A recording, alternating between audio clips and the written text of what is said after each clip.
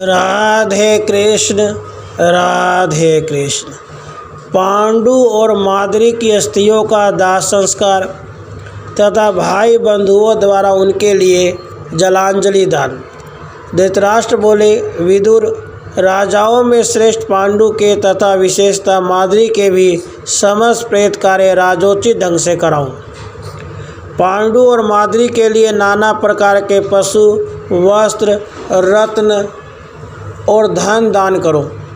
इन अवसर पर जिनको जितना चाहिए उतना धन दो। कुंती देवी माद्री का जिस प्रकार सत्कार करना चाहे वैसी व्यवस्था करो।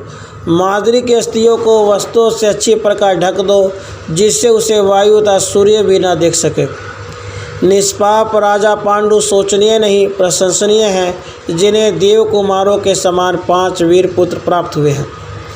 वैशंपायन जी कहते हैं, राजन, विदुर ने धृतराष्ट्र से तथास्तु कहकर भीष्म जी के साथ परम पवित्र स्थान में पांडु का अंतिम संस्कार कराया। राजन, उसके बाद शीघ्र ही पांडु का दाह संस्कार करने के लिए पुरोहितगण घृत और सुगंध आदि के साथ प्रज्वलित अग्नि लिए नगर से बाहर निकले। इसके बाद वसंत ऋतु में सुलभ नाना प्रकार के सुंदर पुष्पों तथा श्रेष्ठ गंधों से एक शिबिकी वैकुंठी को सजाकर उसे सब ओर से वस्त्र द्वारा ढक दिया गया। इस प्रकार बहुमूल्य वस्त्रों और पुष्पमालाओं से सुशोभित उस शिबिका के समीप मंत्री, भाई बंधु और सुहृद संबंधी सब लोग उपस्थित हुए। उसमें माद्री के साथ पांडु की अस्थियां भली भांति बांधकर रखी गई थी। मनुष्यों द्वारा ढोई जाने वाली और अच्छी तरह सजाई हुई उस शिबिका के द्वारा वे सभी बंधु बांधव माद्री सहित नरश्रेष्ठ पांडु के अस्थियों को ढोने लगे।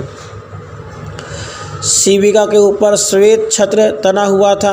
चवन डुलाए जा रहे थे। सब प्रकार के बाजों गाजों से उसकी शोभा और बढ़ गई थी। सैकड़ों मनुष्यों ने उन महाराज पांडु के दाह संस्कार के दिन बहुत से रत्न लेकर याचकों को दिए।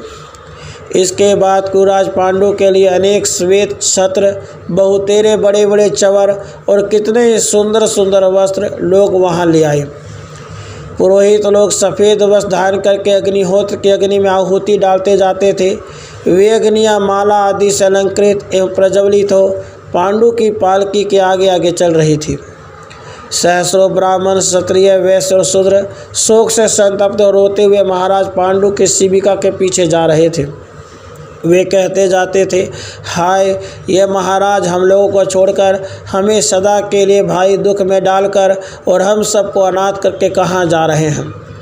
समस्त पांडव, भीष्म और विदुर जी क्रंदन करते हुए जा रहे थे। वन के रमणीय प्रदेश में गंगा जी के शुभ एवं समतल तट पर उन लोगों ने अनायास ही महान पराक्रम करने वाले सत्यवादी नरश्रेष्ठ पांडु और उनकी पत्नी माद्री की उस शिबिका को रखा। उसके बाद राजा पांडु के अस्थियों को सब प्रकार के सुगंधों से सुवासित करके उन पर पवित्र काले अगर का लेप किया गया। फिर उन्हें दिव्य चंदन से चर्चित करके सोने के कलशों द्वारा लाए हुए गंगा जल से भाई बंधुओं ने उनका अभिषेक किया। तत्पश्चात उन पर सब ओर से काले अगर से मिश्रित तुंगरस नामक गंध द्रव्य का एवं श्वेत चंदन का लेप किया गया। इसके बाद उन्हें सफ़ेद स्वदेशी वस्त्रों से ढक दिया गया। इस प्रकार बहुमूल्य शैया पर शयन करने योग्य नरश्रेष्ठ राजा पांडु की अस्थियां वस्त्रों से आच्छादित हो जीवित मनुष्य की भांति शोभा पाने लगे। समस्त याजकों और पुरोहितों ने अश्वमेध की अग्नि से वेदोक्त विधि के अनुसार मंत्रोच्चारण पूर्वक सारी क्रियाएं संपन्न की। याजकों की आज्ञा लेकर प्रेत कर्म आरंभ करते हुए माद्री सहित अलंकार राजा का घृत से अभिषेक किया गया। फिर तुंग और पद्म मिश्रित सुगंधित चंदन तथा अन्य विविध प्रकार के गंध द्रव्यों से भाई बंधुओं ने युधिष्ठिर द्वारा विधि पूर्वक उन दोनों का दाह संस्कार कराया। उस समय उन दोनों के अस्थियों को देखकर माता कौशल्या अर्थात अम्बालिका हा पुत्र कहती हुई सहसा मूर्छित होकर पृथ्वी पर गिर पड़ी। उसे इस प्रकार शोकातुर हो भूमि पर गिरा देख नगर और जनपद के लोग राजभक्ति और दया से द्रवित एवं दुख से संतप्त फूट फूट कर रोने लगे। कुंती के आर्तनाद से मनुष्यों सहित समस्त पशु और पक्षी भी करुण क्रंदन करने लगे। शंतनु नंदन भीष्म, परम बुद्धिमान विदुर और संपूर्ण कौरव भी अत्यंत दुख में निमग्न हो रोने लगे।